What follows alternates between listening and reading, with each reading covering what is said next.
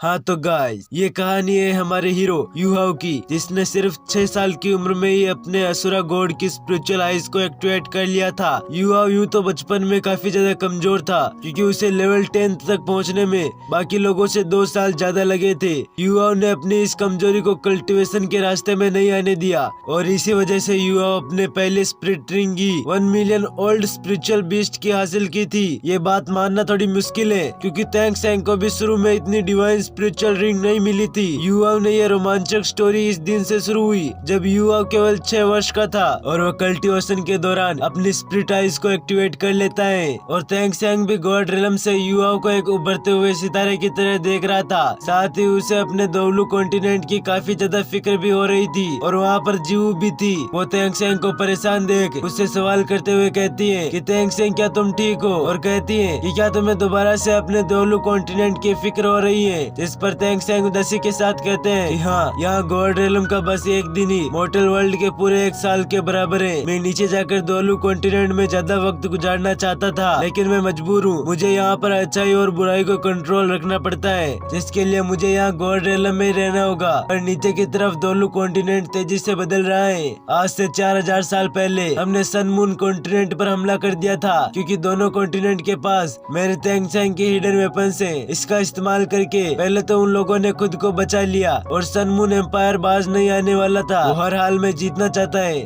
पहले इस soul land में 2 कॉन्टिनेंट थे, अब वो डिवाइड होकर एम्पायर्स में बदल चुके हैं। और दूसरी तरफ मेरी तैंग सेंग अलायंस भी 4000 साल के उतार चढ़ाव की वजह से अपनी ताकत खो रहा है। मैंने तैंग सेंग को खुद के हाथों बनाया था, मैं उसे यूं मिटता हुआ नहीं देख सकता। ये मुझे काफी ज्यादा तकलीफ दे रहा है कि पूरे 10,000 साल गुजर गए, इतना थोड़ा बदलाव तो होना ही था। लेकिन तभी तैंग सेंग उभरते हुए सितारे के बारे में याद आता है, जिसके बारे में वो बता रहा था। और वो उससे कहता है कि आज के दिन मैंने एक नया उभरता हुआ सितारा देखा। मैंने लड़के की किस्मत में जाकर देखने की कोशिश की। मुझे जरा कुछ तो पता नहीं चला, लेकिन मुझे मालूम हो गया कि उसका तैंग अलायंस के साथ एक गहरा ताल्लुकात होने वाला है। तैंग सेंग और जीव की बेटी तैंग वुटोंग भी वही एक ग्रह पर बैठकर अपने फादर की सारी बातें सुन रही थी, जहाँ वो एक्साइटेड होते हुए कहती है कि दोलू कॉन्टिनेंट, यकीनन ये जगह बहुत खूबसूरत होगी। इसके बाद सीन शिफ्ट होता है और हमें यहाँ दोलू कॉन्टिनेंट के ड्यूक मेंशन में आता है, जहाँ हम युवाओं को देखते हैं जो काफी ज्यादा गुस्से के साथ डोलू मेंशन की तरफ देख रहा था, जिससे वहाँ पर मौजूद गार्ड्स देखकर उसे गुस्सा करते हैं और कहते हैं कि तुम यहाँ पर नहीं आ सकते। इन लोगों की बातों से हमें मालूम हो जाता है कि युवाओं अपने फादर से बहुत नफरत करता है, और युवाओं ने अपने सरनेम चेंज करते हुए अपने फादर का नाम हटा दिया है और वहाँ पर अपनी मदर का नाम लगा दिया है। वो गार्ड्स अपने मास्टर की बुराई नहीं सुन सकते थे। वो कहते हैं कि क्या तुम बेवकूफ हो, क्या तुम नहीं जानते कि हमारे मास्टर कितने पावरफुल है। लेकिन दूसरी तरफ युवा अपने सोल गाइडेंस टूल का इस्तेमाल करते हुए वहाँ से निकल जाता है, जिसके बारे में तो उस गार्ड को कुछ समझ में नहीं आया कि आखिर यहाँ पर हुआ क्या। और दूसरी तरफ हम मास्टर ड्यूक को देखते हैं, जो अपने सिपाहियों के साथ जंग से वापस लौट कर आ रहे थे, लेकिन अभी भी युवा दूर से उन्हें गुस्से में खड़ा घूर रहा था। लेकिन मास्टर ड्यूक के देखने से पहले ही युवा वहाँ से चला गया था। दोस्तों, आप लोग यही सोच रहे होंगे क्या कि युवा अपने फादर से इतनी नफरत क्यों करता है। तो मैं आप लोगों को बता देना चाहता हूँ कि युवा की मदर असल में एक नौकरानी थी, जिससे मास्टर ड्यूक को प्यार हो चुका था, और उनका बेटा युवा है। लेकिन अपने खानदान की इज्जत बचाने के लिए मास्टर ड्यूक कभी उनसे शादी नहीं कर पाते, और इसी वजह से उन्हें दूसरी शादी करनी पड़ती है। जहाँ मास्टर ड्यूक ने दोनों को ही एक अच्छे से मेंशन में रखा हुआ था, वो खुद हमेशा जंग में मसरूफ रहते थे। उनको कभी मालूम ही नहीं हुआ कि उनकी सेकंड वाइफ ने युवा और उसकी मदर को मेंशन से बाहर निकाल दिया था, जहाँ पर वह बहुत ही बुरी तरीके से बीमार हो चुकी थी। इसी बीमारी के चलते हालात काफी ज्यादा खराब हो गए थे। जहाँ एक दिन वो मरने से पहले युवा को एक व्हाइट टाइगर देते हुए कहती है कि युवा, तुम खुद की जिंदगी खुद जियो। अपनी माँ के खोने की वजह से युवा काफी ज्यादा गुस्से में भर चुका था। वो कसम खाता है कि वो एक दिन बहुत ही ज्यादा पावरफुल सोल मास्टर बनकर वापस आएगा, ताकि वो अपनी माँ को इंसाफ दिला सके। ये कहने के बाद युवा अगले 5 साल तक लगातार और कोशिश करते हुए वो लेवल 10 तक पहुंच गया था, और अब उसे एक स्पिरिट रिंग चाहिए होगी, जिसके लिए युवा अकेले ही आगे के सफर के लिए किंग ऑफ फॉरेस्ट के लिए निकल चुका था, क्योंकि वहाँ पर उसे मालूम था कि उसे कोई न कोई स्पिरिचुअल बीस्ट मिल जाएगा, जिससे मारकर वो स्पिरिचुअल रिंग हासिल कर लेगा। युवा स्पिरिचुअल बीस्ट की तलाश में उस जंगल की काफी ज्यादा गहराई में चला गया था, जहाँ रास्ते में उसे प्यास और भूख भी लग रही थी। इसलिए युवा वहाँ पास ही में मौजूद एक झरने के पास चला गया था, जहाँ पानी पीने के बाद वो कुछ मछलियाँ पकाने की सोच रहा था।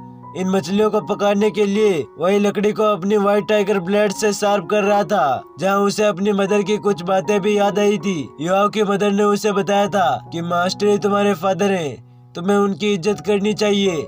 लेकिन दूसरी तरफ युवा उनसे नफरत करता है। इसी गुस्से में नफरत के साथ हम देखते हैं कि युवा ने एक बार फिर से अपनी स्पिरिट आइज की पावर्स को एक्टिवेट कर ली थी, जिसकी वजह से हमें मालूम होता है कि उसके आसपास की चीजें स्लो मोशन हो जाती हैं और युवा अपने पावर्स का इस्तेमाल करके वहाँ पर काफी ज्यादा मछलियाँ पकड़ लेते हैं। युवा मछलियों को ग्रिल करके खाने लगता है, लेकिन तभी अचानक वहाँ पर एक खूबसूरत लड़की टैंग आ जाती है, जिसकी आंखों में इन मछलियों के लिए काफी ज्यादा लालच दिख रही थी।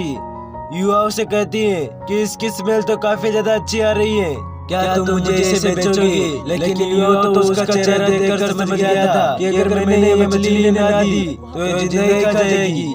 इसलिए मुस्कुराते हुए उसे लड़की से कहता है कि अगर तुम चाहो तो इसे फ्री में खा सकती हो। इस पर हम देखते हैं कि वो लड़की जिसका नाम तान्या था, वो भूखड़ों की तरह उस मछली पर झपट पड़ गई थी। तभी अचानक वहाँ पर एक दूसरा लड़का भी आ जाता है जिसका नाम बीबी था। वो यहाँ पर तान्या को देखकर कहता है कि बिगड़े लड़की, तुमने देखा नहीं कि अभी तक उस बेचारे ने नहीं खाया था। ये सुनकर काफी ज्यादा गुस्सा आ जाता है, लेकिन दूसरी तरफ युवा मुस्कुराते हुए कहता है कि नहीं, इसकी कोई जरूरत नहीं। साथ ही साथ बीबी से कहता है कि क्या तुम भी खाओगे? जिस पर मिस्टर बीबी युवा की ये बातें सुनकर कहता है कि फिर तुम क्या खाओगे?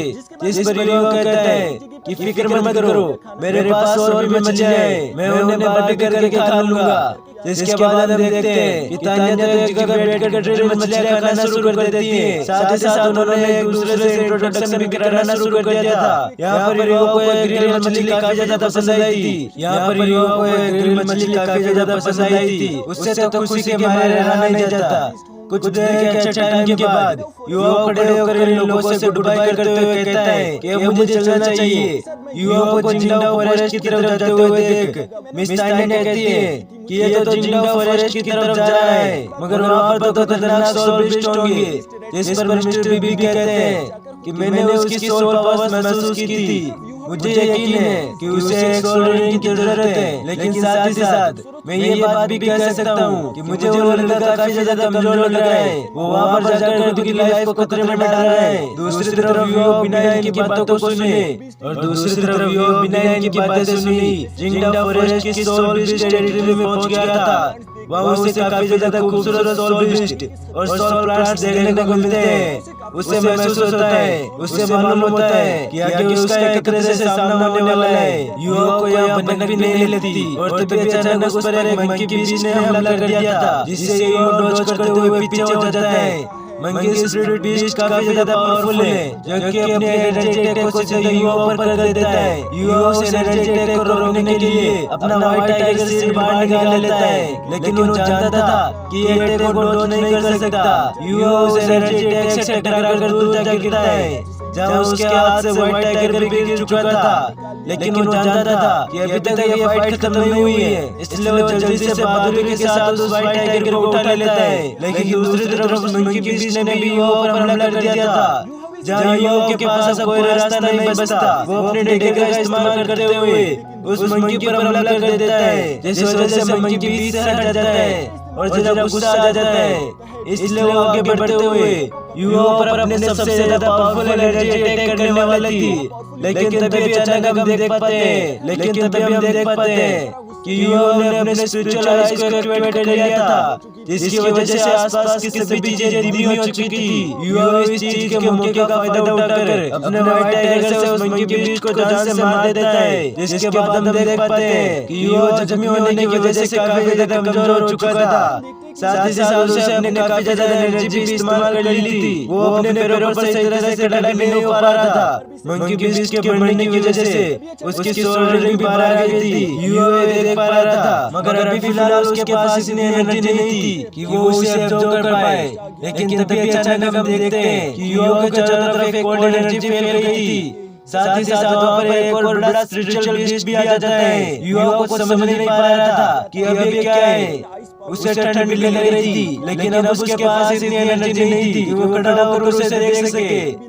जबकि साथ ही साथ हम यहाँ पर उस बीस्ट को भी देख पाते हैं जो युवा के सामने आकर खड़ा हो गया था। उसके पास एट्रीब्यूट की पावर थी, जिस वजह से युवा पर फ्रीज होने लगता है और बेहोश हो जाता है। जिसके बाद हम नेक्स्ट सीन में युवा के सोल स्पेस को देख पाते हैं, जहाँ पर 10 साल पुराना स्पिरिचुअल बीस्ट पहुंच चुका था। यहाँ आने के बाद उस आइस पावर वाले सिल्कवर्म को काफी ज्यादा खुशी हो रही थी। उसका नाम टेनमिंग है। टेनमिंग खुश होते हुए कहता है कि आखिरकार मुझे एक सोल मास्टर की बॉडी मिल गई। अगर ये मुझे नहीं मिलती तो मैं मारा जाता। लेकिन तभी अचानक टेनमिंग देखता है कि युवा की बॉडी में पहले से ही एक बहुत ज्यादा मिस्टीरियस एनर्जी मौजूद है जो टेनमिंग के साथ युवा की बॉडी के लिए कंपटीशन कर रही थी। टेनमिंग उसे युवा की बॉडी पर पूरी तरह से कब्जा नहीं करने देता। टेनमिंग समझ गया था कि मैं इस एनर्जी के साथ फाइट नहीं कर सकता, इसलिए अभी के लिए सिर्फ मुझे युवा पर फोकस करने की इसलिए अभी के लिए पूरा का पूरा फोकस युवा की बॉडी पर करना चाहिए, ताकि मैं जल्द से जल्द युवा की बॉडी को स्टेबल बना सकूं। क्योंकि दोस्तों आप लोगों को मालूम होगा कि 10 लेवल का वॉरियर 400 साल से ज्यादा स्पिरिट रीडिंग एब्जॉर्ब नहीं कर सकता। और ये टेनमिंग तो खुद 10 लाख साल पुराना सोल बीस्ट है, इसलिए उसकी स्पिरिट रीडिंग को एब्जॉर्ब करना युवा के लिए इम्पॉसिबल जैसा है। क्योंकि टेनमिंग खुद युवा के साथ मर्ज करना चाहता है, इसलिए उसने युवा की बॉडी में टेल सील्स क्रिएट कर दिए थे जो कि टेनमिंग के 10 साल पुराने सोल बीस्ट की पावर को 400 साल की सोल बीस्ट में बराबर कर देता है। बाकी की पावर उसने लॉक कर दी थी, जिसकी वजह से अब होश में आ चुका था। लेकिन वो समझ नहीं पा रहा था कि आखिर वो किस जगह पर मौजूद है। यहाँ टेनमिंग उसे बताता है कि ये तुम्हारी सोच सी है, कि ये तुम्हारी सोच सी है बेवकूफ। लेकिन युवा को इस बात पर यकीन नहीं हो रहा था। वो हैरान होते हुए कहता है कि वैसे तुम कौन हो, जिस पर टेनमिंग खुद का इंट्रोडक्शन करवाते हैं। साथ ही साथ युवा को बताता है कि मुझे मालूम नहीं था कि तुम इतनी ज्यादा बेवकूफ हो, क्योंकि तुम्हारी बॉडी के अंदर बहुत ही ज्यादा स्पिरिचुअल एनर्जी है। स्पिरिट एनर्जी को तुम स्पिरिट पावर की तरह भी यूज कर सकते हो। यह तुम्हारी बॉडी में पहले ही मौजूद है। युवा की तो ये सारी बातें ऊपर से निकल रही थी। टेनमिंग कहता है चलो मैं तुम्हें सिंपल करके बताता हूँ। मैं हूँ एक 10 लाख पुराना सोल बीस्ट। पूरे सोल लाइन में मेरे जैसा स्पिरिचुअल बीस्ट कोई नहीं है। मैंने खुद की स्पिरिट रीडिंग तुम्हें दे दी है, यानी कि तुम्हें बहुत फायदा होगा। आज के बाद तुम मुझे बड़ा भाई कह सकते हो। युवा ये सुनकर हैरान होते हुए कहता है कि तुम तो 1 मिलियन साल पुराने सोल बीस्ट हो, जबकि मैं तो लेवल 10 पर हूँ और मैं तो 400 साल से बड़ी स्पिरिट रीडिंग को एब्जॉर्ब नहीं कर सकता। और इसके अलावा तुम जैसा स्पिरिचुअल बीस्ट मुझ जैसे को क्यों चूज करेगा। जिस पर ये सुनकर टेनमिंग मुंह बनाते हुए कहता है कि किसने कहा मैंने तुझे चूज किया, तुझे तो बस चूज करना पड़ा। अगर मैं ना करता तो शायद मैं मारा जाता। साथ ही साथ वो युवा को देखते हुए कहता है कि देखो मैंने यहाँ पर 10 सेल बना रखी है, जिन्होंने मेरी पावर्स को थोड़ी कम कर दी है। अब मेरी स्पिरिट रीडिंग 400 साल पुरानी के बराबर है। साथ ही वो युवा को यह भी बताता है कि जैसे जैसे तुम कल्टीवेट करोगे तुम्हारी फिजिकल स्ट्रेंथ बढ़ती जाएगी। इस तरह तुम्हारी स्पिरिट रीडिंग भी बढ़ती चली जाएगी। जो सुनकर युवा काफी ज्यादा खुश हो गया। वो कहता है क्योंकि हिस्ट्री में पहली दफा ऐसा होगा जो स्पिरिट रीडिंग खुद का फॉर्म को चेंज करते हुए धीरे धीरे पावरफुल होती जाएगी। इसके बाद टेनमिंग कहता है कि सिर्फ यही नहीं, मैंने तुम्हें एक स्पिरिट सोल टेक्निक भी दी है कि हाँ मेरे पास कोई स्पिरिट सोल तो नहीं था, लेकिन तुम्हारा स्पिरिट गार्डियन बन चुका हूँ। युवा का तो ये सुनकर खुशी का कोई ठिकाना नहीं था कि सिर्फ यही नहीं, मैंने तुम्हें 4 स्पिरिट सोल टेक्निक भी दी है कि हाँ मेरे पास कोई स्पिरिट बॉम्ब तो नहीं था, लेकिन मैं तुम्हारा स्पिरिट गार्डियन बन चुका हूँ। युवा का तो ये सुनकर खुशी का कोई ठिकाना नहीं था कि मेरे पास स्पिरिट गार्डियन होने के साथ साथ 400 साल पुरानी टेक्निक भी है। ये सुनकर युवा पूछता है कि मजेदार है ना। जिस पर युवा चोमू की तरह से ला रहा था, लेकिन तभी टेनमिंग उस पर एक बड़ा सा बम पटकता है और उसे बताता है कि मैंने तुम्हें जो स्पिरिट रीडिंग दी है वो आइस एट्रीब्यूट की है। वो आइस एट्रीब्यूट स्पिरिट रीडिंग है, इसलिए तुम उसे अच्छी तरह से यूज नहीं कर सकते। तुम्हें और स्पिरिट रीडिंग चाहिए होगी जो कि आइस एट्रीब्यूट को धीरे धीरे करके तुम इन चारों टेक्निक्स को अच्छे से परफॉर्म कर पाओगे। यहाँ ये बात सुनकर युवा से सवाल करते हैं कि वैसे तुम बताना चाहोगे कि मेरी फोर्थ टेक्निक क्या है? जिस पर टाइमिंग सिर्फ जवाब देते हुए कहता है कि वो तुम्हें खुद ही मालूम करनी होगी, लेकिन अभी के लिए तुम सिर्फ उन्हीं टेक्निक्स का यूज कर सकते हो जो स्पोर्ट टाइप हो। तुम्हारी टेक्निक्स काफी ज्यादा वीक है, तुम खुद ही बहुत वीक हो, तुम्हें अपनी बॉडी पर ज्यादा से ज्यादा काम करनी चाहिए। ये सुनने के बाद युवा कहता है कि मुझे धीरे धीरे कुछ समझ आ रहा है, मुझे ज्यादा से ज्यादा मेहनत करनी होगी ताकि मैं कामयाब बन जाऊं। दूसरी तरफ टाइमिंग को नींद आने लगती है। वो युवा के बात सुनकर कहता है कि अच्छा हुआ तुम्हारी ये छोटी सी दिमाग में कोई बात तो बैठ गई, अब चलो भागो यहाँ से, मुझे नींद आ रही है। और ये कहते ही युवा को उसकी सोच चैन से निकाल देता है। यहाँ दूसरी तरफ हम लोग देख पाते हैं कि मिस तानिया को युवा मिल चुका था, लेकिन वो बेहोशी की हालत में था। वो दोनों उसे जगाने की कोशिश करते हैं, जहाँ मिस्टर बीबी उसकी पल्स चेक करते हुए कहते हैं कि इसकी स्पिरिचुअल पावर तो नॉर्मल है, लेकिन ये पहले से ज्यादा स्ट्रॉन्ग लग रहा है। लगता है कि इसने सोल रिंग से कल्टीवेट करके सोल मास्टर बन गया है, लेकिन अभी तक इसकी बॉडी इस पावर्स को अडॉप्ट नहीं कर रही है।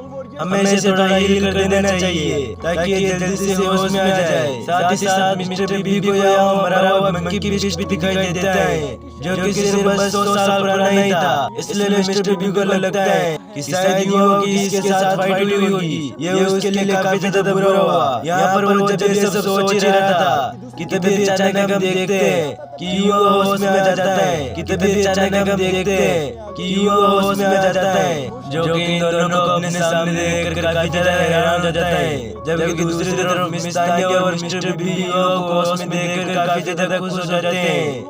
वो उसे कहते हैं कि शुक्र है तुम होश में आ गए, वरना युवा हम तुम्हारी ज्यादा देर तक इबादत नहीं कर सकते थे। अगर तुम यूं ही ज्यादा देर तक बेहोश रहे होते तो हम शायद तुम्हारी हिफाजत नहीं कर पाते।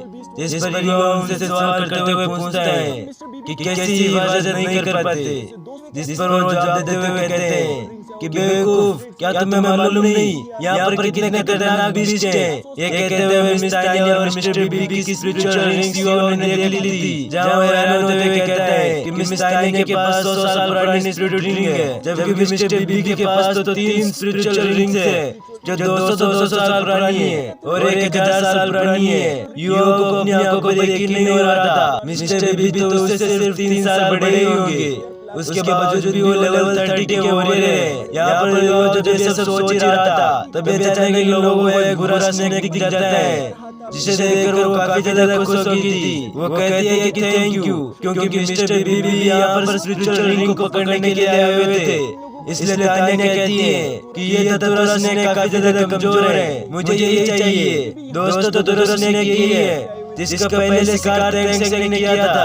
ये 1000 साल पुराना स्पिरिचुअल बीस्ट है। मिस्टर बीबी तानिया की बात सुनकर कहते हैं कि ठीक है, तुम युवा की हिफाजत करो, इसे मैं अकेला ही संभाल लूंगा। जो सुनकर हम देखते हैं कि मिस तानिया ने अपनी ब्लू सिल्वर ग्रास की पावर को एक्टिवेट कर लिया था।